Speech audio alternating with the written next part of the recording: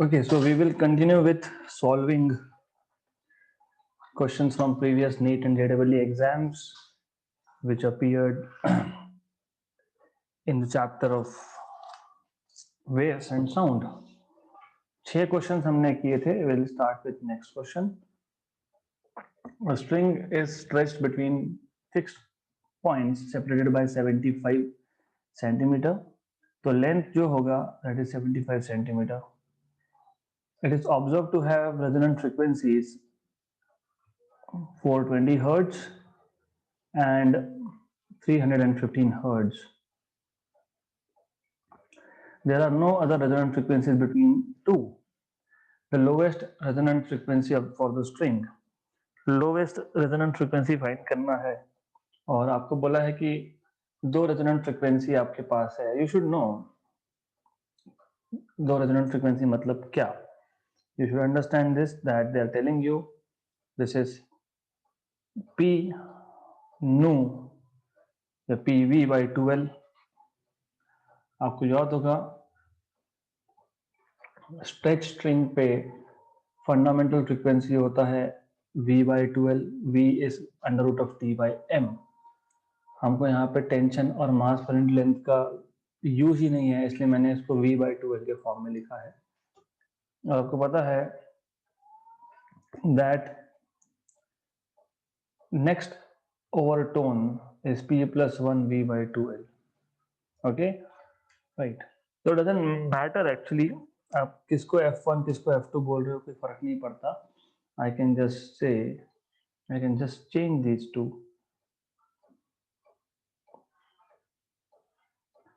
मैं ऐसा कर दूंगा क्योंकि 420 is greater than 315, so that is fine. Okay, we can just do this. Okay, then हमको बोला है find out lowest frequency. तो lowest मतलब fundamental, इसलिए मैंने बोला था कि याद रखना V by 2L ये fundamental frequency होता है, let us say F. तो हमको F फाइंड करना है.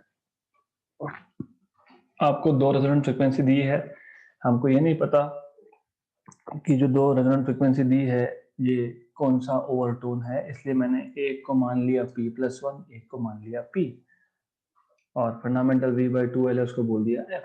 अब क्या करेंगे, इन दोनों को सबट्रैक्ट करेंगे और क्या कर सकते हैं. We don't have any other thing to do. F1 minus F2 कर दिया, दैट इज 420 minus 315. तो F1 is P plus 1 F minus F2 is P times of F, that is 105. तो ये आप सॉल्व करोगे, F common P plus 1 minus P 105. तो this is F is equal to 105. मिल गया आपको फंडामेंटल फ्रीक्वेंसी 105 हर्ट्ज का. तो कुछ था ही नहीं इस क्वेश्चन में. It was a very simple question. Alright, so there is nothing in this question. बहुत सिंपल है. दो ओवरटोन्स दिए हैं, एक को P plus 1 मान लो, एक को P मान लो, दोनों को सबट्रैक्ट कर दो, खत्म. Next, an air column closed at one end and open at the other. आपको पता होना चाहिए for an air column closed at one end you have only odd harmonics which are present. अभी क्वेश्चन में लगे नहीं लगे that is different thing, but you should know. Resonates with a tuning fork when the smallest length of the column is 50 centimeter. The next larger length of the column resonating with the same tuning fork is. देखो, if you remember, अगर basics पता होगा तो ही आप question solve कर सकते हो. That is why I always tell you that your focus should be on basics. For a pipe closed at one end, fundamental mode में, क्योंकि क्वेश्चन में उन्होंने बोला ही वैसा है, क्या बोला है, resonates with a tuning fork when the smallest length of column is. smallest length मतलब fundamental. fundamental mode में you have one node and one antinode. और ये जो लेंथ है, this length is nothing but L is equal to lambda by 4, क्योंकि distance between node and an antinode is lambda by 4 और ये दिया है 50 सेंटीमीटर आपको. मतलब in short lambda by 4 is given to you. उन्होंने बोला है the next larger length of the column. Next larger length, अभी नेक्स्ट लार्जर लेंथ मतलब सिंपल है नेक्स्ट मोड। मैंने आपको इसलिए बताया कि इसमें क्या होता है, for a pipe closed at one end what you have is only odd harmonics are present. मतलब इसके बाद जो होगा, इसके बाद आपका बनेगा एक नोड, एंटी नोड ऊपर, यहाँ पे एक node, then something like this, correct. तो you are suppose to find out this distance L, that will be lambda, क्योंकि आपको पता है this is L dash, that is 3 lambda by 4। कैसे 3 लैम्बडा बाई 4? ये A पॉइंट से B point तक का डिस्टेंस आपका लैम्बडा बाई 2 और B से C पॉइंट तक का डिस्टेंस लैम्बडा बाई 4। तो lambda by 2 plus lambda by 4 is 3 lambda by 4। तो आपको ये पता होना चाहिए कि next larger length of the column in the case of pipe closed at one end is 3 lambda by 4 और 3 into 50 मतलब 150 सेंटीमीटर। सिंपल क्वेश्चन था। तो अगर बेसिक्स याद है तो फिर there is no issue. Basics याद है तो ये बहुत ही सिंपल क्वेश्चन है, नथिंग। लैम्बडा बाय 4, फिर 3 लैम्बडा बाय 4, फिर 5 लैम्बडा बाय 4, फिर 7 लैम्बडा बाय 4। तो you could have done it orally, because आप जैसे मैंने वर्ड देखा स्मॉलेस्ट, तो आई अंडरस्टूड कि स्मॉलेस्ट मतलब pipe closed at one end के लिए node to anti node distance होता है, that is lambda by 4 is 50 centimetre. और क्योंकि pipe closed at one end है तो next higher length will be 3 lambda by 4 because only odd harmonics are present. तो 3 into 50 150। That was an oral question by the way. 9th number, the fundamental frequency of a closed organ pipe of length 20 centimeter. So for a pipe closed at one end, you have length of the pipe as 20 centimeter, and this frequency is equal to the second overtone of organ pipe open at both ends. So fundamental frequency for a closed pipe is equal to second overtone for an open pipe. Fundamental frequency for closed pipe मैं आपको अभी अभी बता चुका हूं, V/4L आता है, नहीं भी बताएगा doesn't matter. For an open pipe V/2L होता है फंडामेंटल, है ना। लेकिन आपको ये पता होना चाहिए that pth overtone for an open pipe is P plus 1 times of fundamental, that is P plus 1 times of V/2L। और सेकेंड ओवरटोन मतलब आपका आ जाएगा N2, आपका आ जाएगा ओपन के लिए 2 plus 1 मतलब 3/2L ओपन। तो ये इंफॉर्मेशन आपके पास होनी चाहिए। तो यहाँ 3 आएगा, ये L ओपन आएगा, क्योंकि ओवरटोन बोला है, हार्मोनिक नहीं। आपको फॉर्मूलाज याद होने चाहिए। फंडामेंटल फ्रीक्वेंसी को फर्स्ट हार्मोनिक बोलते हैं, उसके बाद का जो पहला फ्रीक्वेंसी होता है उसको सेकंड हार्मोनिक या फर्स्ट ओवरटोन बोलते हैं, उसके बाद का जो फ्रीक्वेंसी होता है उसको थर्ड हार्मोनिक या सेकंड ओवरटोन बोलते हैं। तो थर्ड हार्मोनिक या फिर second overtone, it is 3V/2L, right.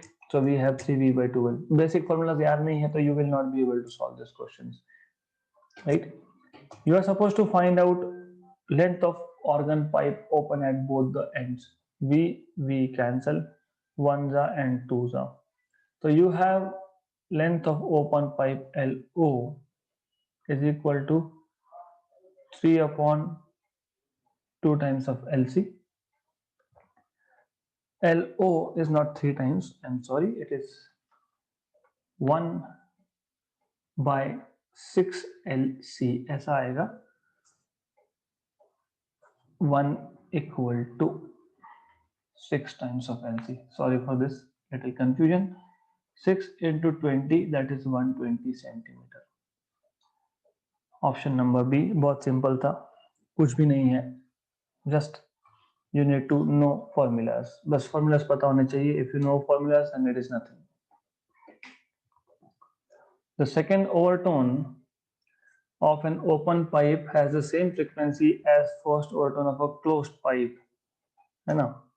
तो closed pipe का length दिया है L. Second overtone of open pipe is equal to first overtone of closed pipe.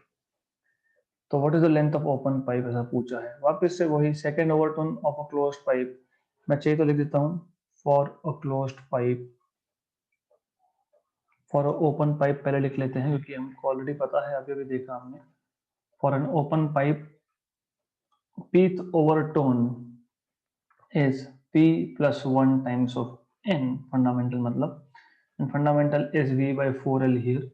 p की वैल्यू अगर मैं डालता हूँ 2, तो 3 times of fundamental, तो 2 plus 1 is 3. fundamental is v by 4l.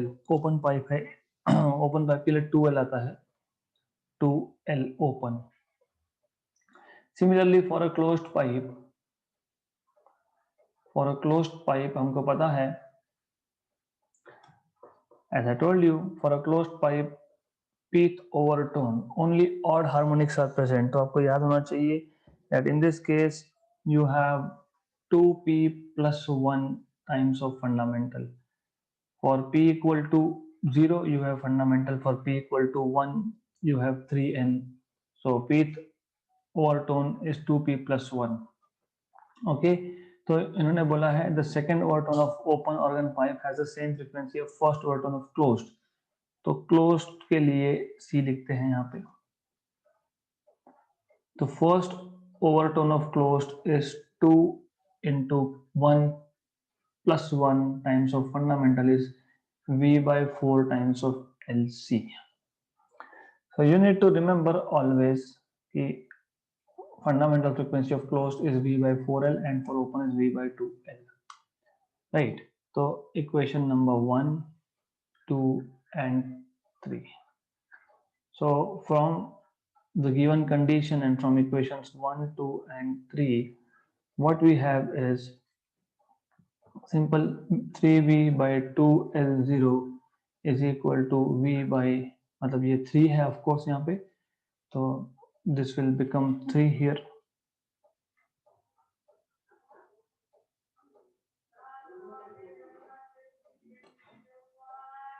This will become 3 here.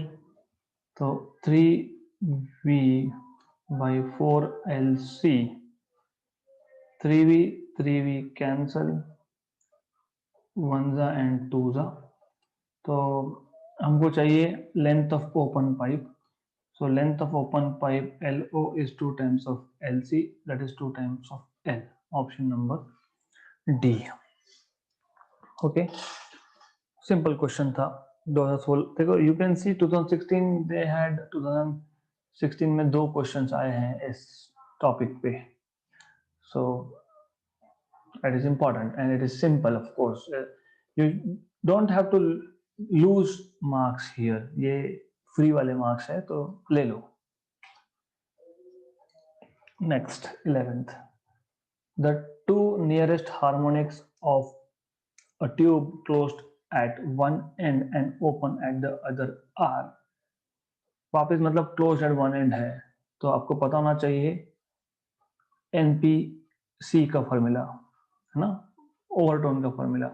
और ये हार्मोनिक्स बोल रहे हैं तो ये भी आपको अच्छे से समझना पड़ेगा. तो टू नियरेस्ट हार्मोनिक्स, ओवरटोन्स नहीं बोला है, हार्मोनिक्स बोला है. राइट, तो two nearest harmonics of a closed tube at one end and open at the other are 220 and 260. What is the fundamental frequency? Here you have high chances of confusion. Okay, high chances of confusion. So you need to be very sure about what you are writing. pth overtone के लिए 2p plus 1 into fundamental मतलब 2p plus 1 v by 4l. मैं मान लेता हूँ कि this is equal to 220 hertz. Nearest बोला है तो नेक्स्ट जो होगा मतलब p plus 1 जो होगा, ये याद रखना, नेक्स्ट होगा, नियरेस्ट है ना, p के बाद वाला है ना. So that will be equal to 2 times of p plus 1 times of fundamental. So it is 2p plus 2 plus 1 मतलब 2p plus 3 times of v by 4l, that is 260.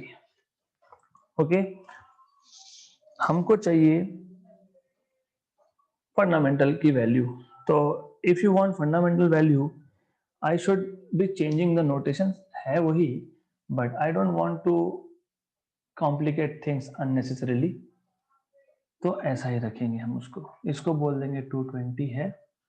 और जो नेक्स्ट फ्रीक्वेंसी होगा, मतलब नेक्स्ट जो overtone होगा, p plus 1 c, 2p plus 1 मतलब 2p plus 3. ये कैसे आया आपको मैं बता दिया है, फिर भी मैं बताता हूँ वापस से. It is just 2p plus 1 into n, that is 260. Equation 1, and I will just be simplifying this. 2p plus 3 times of fundamental, that is 262. इन दोनों का डिफरेंस ले लो, just subtract these two because you are interested in anyways finding out what is n. Okay, तो you just have to subtract these two, और कुछ नहीं करना है, तो subtract कर लेता हूँ. 2p plus 3n minus 2p plus 1n equal to 260 minus 220. तो इसमें से n कॉमन निकलेगा, n कॉमन निकल गया. 2p plus 3 minus 2p minus 1 equal to 40. Cancel cancel. 2 times of n is equal to 40, तो n is equal to 20. तो fundamental is 20 hertz. तो 2017 में भी ये क्वेश्चन इस चैप्टर पे आया है. And as you can see it is again very simple if you remember basic formulas. Okay, बहुत सिंपल केस है. Next, a tuning fork is used to produce resonance in a glass tube. The length of the air column in this tube can be adjusted by a variable piston. Okay, तो हमारे पास एक tuning fork है which can be used to produce resonance in a glass tube. हमारे पास एक glass tube है. Let me show you diagram over here. So you have a glass tube something like this over here.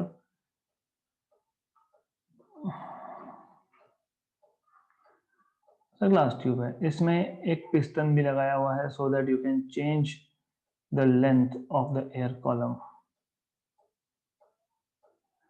There is a piston, you can change the length with the help of the piston.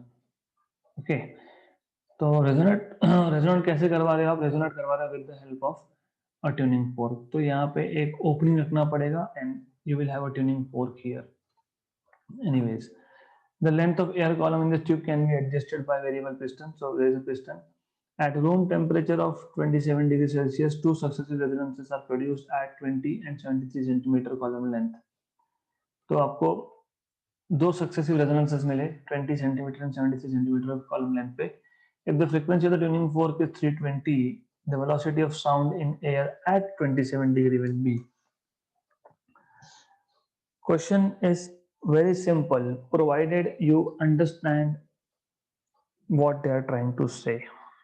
Okay, तो normally आप कोई भी standard books उठाओगे ना, तो standard books basically what they do is वो बोलते हैं length L1 is 20 centimetre, मतलब 20 into 10 power minus 3 metre.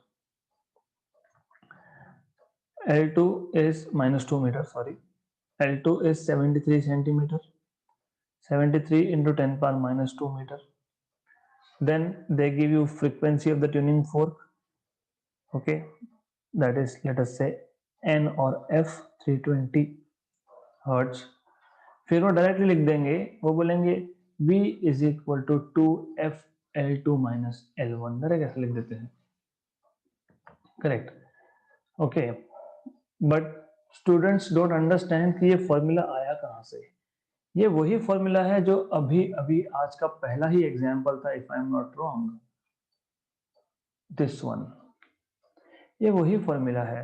You see, अगर आपको याद होगा, हमारे पास दो सक्सेसिव रेजोनेंसेस का मतलब क्या होता है? P ओवरटोन है, PF फ्रीक्वेंसी है, दूसरा है P+1. तो if I take the same formula from here, you just need to focus on this particular formula, okay, and then you need to subtract. तो v by 2l यहाँ पे appear हो रहा है, if you see, तो मैं अगर p plus 1 f है ना, what I am doing is, चलो मैं उस क्वेश्चन पे बता देता हूँ. What you need to understand is this. मेरे पास अगर पहला फ्रीक्वेंसी है f1 जो है p times of fundamental frequency f, right, and then I have another frequency, next higher frequency p plus 1 times of f, okay. जब आप इसको subtract करोगे, मतलब f1 माइनस f2 करोगे, तो यू विल गेट, या फिर f2 माइनस f1 करोगे, doesn't matter, you will get p plus 1 minus p into f, मतलब only f in short, correct.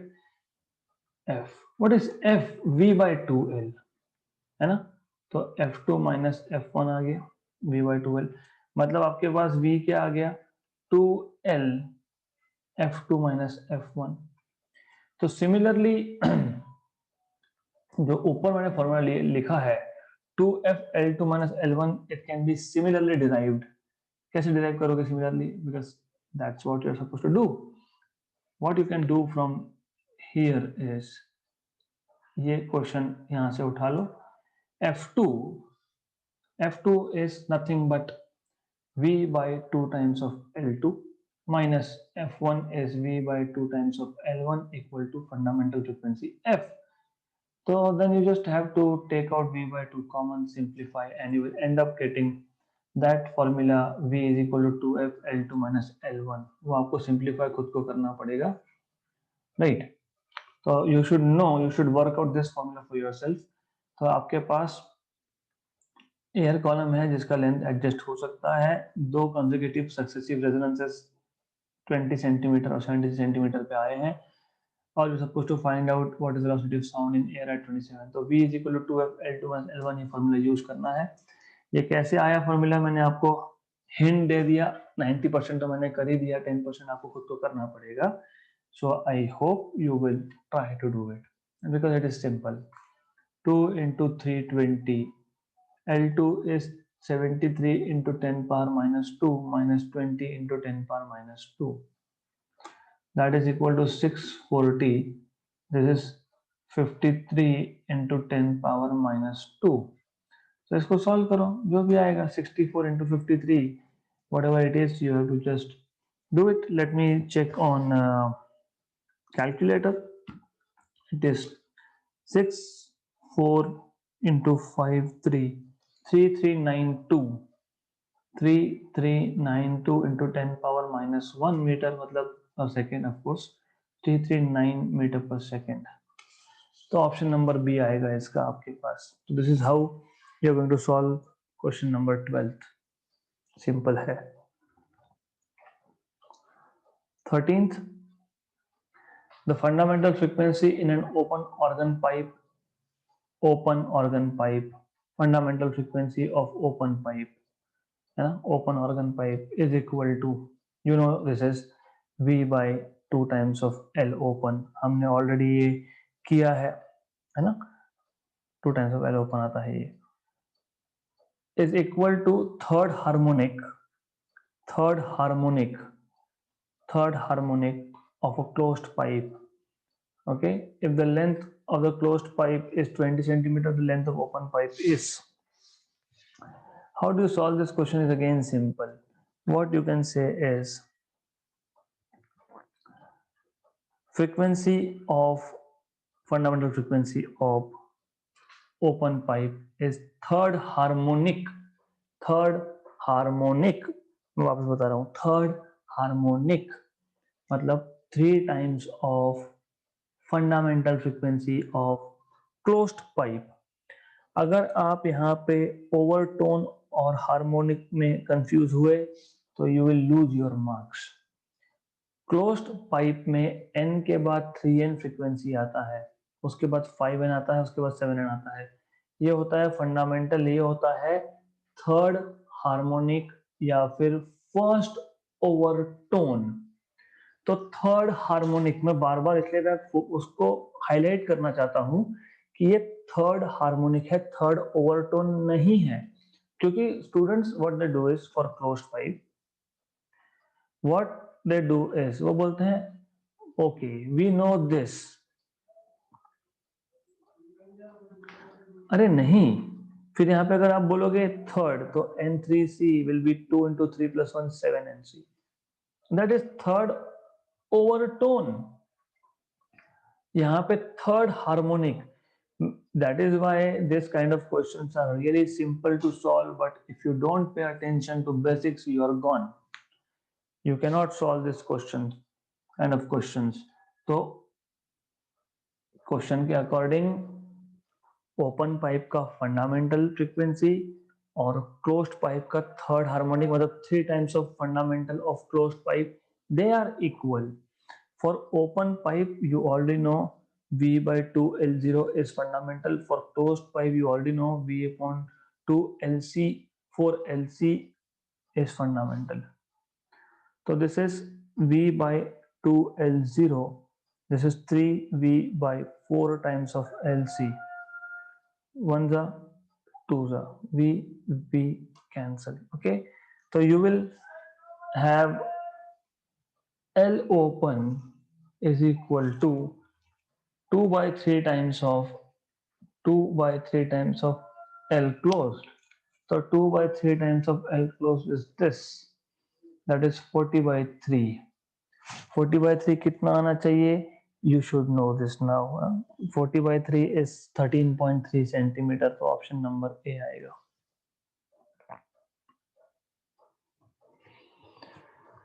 So just be little careful while solving such kind of questions, because you may end up having wrong answers here। A source of sound S emitting waves of frequency 100 Hz and an observer O are located at some distance from each other। A source of sound emitting waves, मतलब आपके पास real frequency N दिया हुआ है, actual frequency 100 Hz। Observer O और जो source है, they are located at some distance from each other. The source is moving with a speed of 19.4 meter per second at an angle of 60 degree with the observer line as shown in the figure। तो ये जो है source is moving at an angle of 60 degree। तो हमने क्या सीखा था? हमने सीखा था कि अगर ऑब्जर्वर है तो सोर्स या तो टूवर्ड्स ऑब्जर्वर मूव करेगा या अवे, मतलब they are along the same straight line, right. हमने 1D मोशन का केस देखा था, हमने लिखा था apparent frequency is equal to original frequency, और यहाँ पे V plus minus upon V minus plus source और ऑब्जर्वर, ऐसा हमने इक्वेशंस देखे थे इन मेनी डिफरेंट सर्कमस्टांसेस। तो फॉर्मूलास अलग अलग बनेंगे in any case. The observer is at rest, the source is moving, apparent frequency observed by the observer will be. अभी ऐसा केस तो हमने देखा नहीं है जहां पे observer is at rest and source is moving at some angle with respect to observer। तो ये एक्चुअली कुछ डिफिकल्ट भी नहीं है। क्यों डिफिकल्ट नहीं है? क्योंकि आपको देखना क्या है, सिर्फ what is the component of speed of velocity of source with respect to observer in the line of observer, मतलब आपको बेसिकली प्रोजेक्शन देखना है बस। तो you want to have this component, क्योंकि नॉर्मली हमने जो फॉर्मूलाज बनाए हैं वो ऐसा था कि सोर्स टुवर्ड्स ऑब्जर्वर जा रहा है या अवे जा रहा है, ऐसा ही केस था। तो हम लोग दो कंपोनेंट देख लेंगे, ये बोलेंगे हम लोग ये है x कंपोनेंट और ये है y component. y component doesn't make any difference, क्योंकि y कंपोनेंट के केस में it is perpendicular to the line of the observer. तो हमारा इंटरेस्ट है इन x कंपोनेंट। तो अगर speed of the source is 19.4 metre per second, तो ये आएगा 19.4 cos 60। देखो मैं वापस बता रहा हूँ, बात ऐसी है कि हमने जो टॉपिक सीखा है उसमें ऑब्जर्वर अगर रेस्ट पे है, सोर्स उसकी तरफ आएगा सेम स्ट्रेट लाइन में। यहाँ पे एंगल हुआ है, एंगल बनाया हुआ है। तो the source is actually passing observer at an angle, तो हमको देखना है what is the component of the motion of or the velocity of source in the direction of observer, तो हमको ये cos component देखना है, इतना ही है। तो you will have velocity of source with respect to observer as 19.4 cos 60 and cos 60 is half basically, so Vs will be 19.4 cos 60, that is 19.4 by 2, तो ये इंपॉर्टेंट है, that is 9.7 basically meter per second, तो that is why you have to be little careful. फिर apparent frequency n A is, observer rest पे है तो ऊपर सिर्फ v आएगा और नीचे आएगा v माइनस v जीरो, क्यों? क्योंकि डिनोमिनेटर को छोटा होना पड़ेगा, v सोर्स एक्चुअली डिनोमिनेटर को छोटा होना पड़ेगा क्योंकि overall observer is coming towards source, because one component of source is coming towards observer, one component of source is going towards observer, one component of source is going towards observer। मैं बार बार ये बोल रहा हूं क्योंकि अगर source का एक component या सोर्स कंप्लीटली ऑब्जर्वर की तरफ जा रहा है तो apparent frequency will be greater than actual frequency, मतलब denominator should be smaller than numerator, तो डिनोमिनेटर को छोटा होना पड़ेगा यहाँ पे, you have to understand this thing very very clearly। तो Na is equal to 330 upon 330 minus 9.7 into original frequency was 100, तो 330 upon 330 minus 9.7 will be 330 divided by 330 minus 9.7. I am sorry, I'm using calculator, but I don't have any other options. Into 100 is 103.02. 103.02 hertz. That is option number A. Okay. तो अच्छा question था, आपको ये question अच्छे से समझ के लेना है, and if still you have doubt you have to ask me. इस केस में सिर्फ ये देखना है there is one component of source moving towards observer और वो कंपोनेंट का स्पीड क्या है उतना ही देखना है, that's it. 15 number, a siren emitting a sound of frequency, मतलब ओरिजिनल फ्रीक्वेंसी 800 हर्ट्ज है, moves away from observer towards a Cliff. यहाँ पे ऑब्जर्वर है, यहाँ पे सायरन है, क्लिफ मतलब ऐसा टॉल वॉल जैसा पहाड़ होता है क्लिफ। तो siren is moving away from an observer towards a cliff at a speed of 15 meter per second, then the frequency of sound that the observer hears in the echo reflected by the cliff is. देखो ये question मैं आपको पहले भी करवा चुका हूं, this type of question we have already solved. Okay, basically ऐसा है, सायरन से जो साउंड आएगा वो क्लिफ से रिफ्लेक्ट होके वापस ऑब्जर्वर सुनेगा, राइट। तो मैंने इसको दो केसेस में सॉल्व करवाया था आपको, राइट। तो इन any case you can directly work out formula for yourself, okay. Even though कर सकते हो आप, क्या करना है बता देता हूं।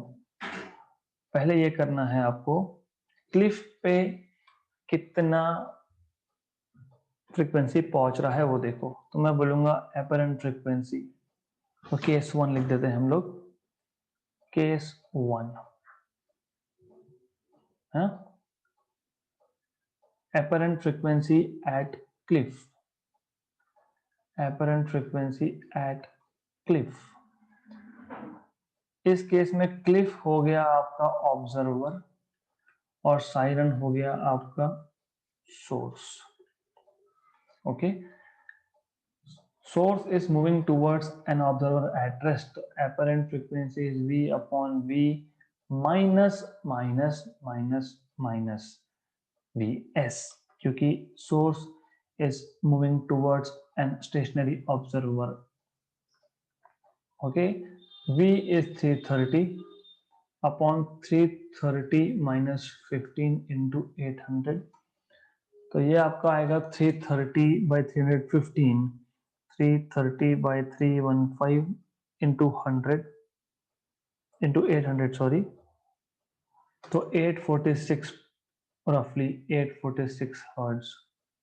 ओके, ये हो गया apparent frequency as heard by the cliff or as reached by the cliff. Now case 2, okay, अब उन्होंने पूछा है कि जो रिफ्लेक्टेड साउंड है, that reflected sound will be, एक मिनट, हाँ, just let me check one thing here, just a minute, just let me check calculations. 330 बोला है ना, divided by 315, that is correct, into 800, 838 है, 838 है यहाँ पे।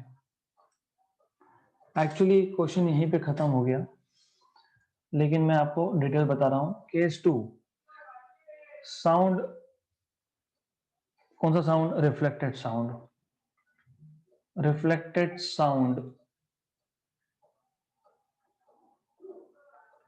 From the Cliff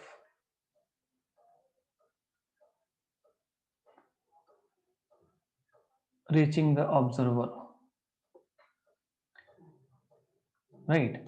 now since observer and cliff both are at rest, observer और cliff दोनों में रिलेटिव मोशन है ही नहीं, so since observer and cliff both are at rest, therefore apparent frequency Na dash is equal to Na is equal to 838। तो easy है, बात ऐसी है, सायरन से साउंड गया क्लिफ पे, रिफ्लेक्ट हो गया है ऑब्जर्वर पे, तो मैं डायरेक्टली ये फॉर्मूला यूज कर ही सकता था, लेकिन फिर आप बोलोगे बट सायरन तो ऑब्जर्वर से अवे जा रहा है, तो फिर नीचे v upon v plus V S चाहिए, इसलिए मैंने क्या बताया कि क्लिफ पे कितना पहुंच रहा है वो देख लो। ऑफ कोर्स क्लिफ पे जो साउंड पहुंचेगा उसका फ्रीक्वेंसी जो आएगा वो 800 से ज्यादा आएगा, क्योंकि Cliff is observer in the case 1, source moving towards Cliff, apparent frequency greater than actual, solve कर लिया। लेकिन अब क्लिफ से रिफ्लेक्ट होके ऑब्जर्वर के पास जा रहा है, और क्लिफ और ऑब्जर्वर जो है वो दोनों के दोनों रेस्ट पे है, that means, which means there is no change in the frequency, right? तो 838 आ जाएगा, and that's it. Okay, so we are going to stop here and we will continue with more questions tomorrow.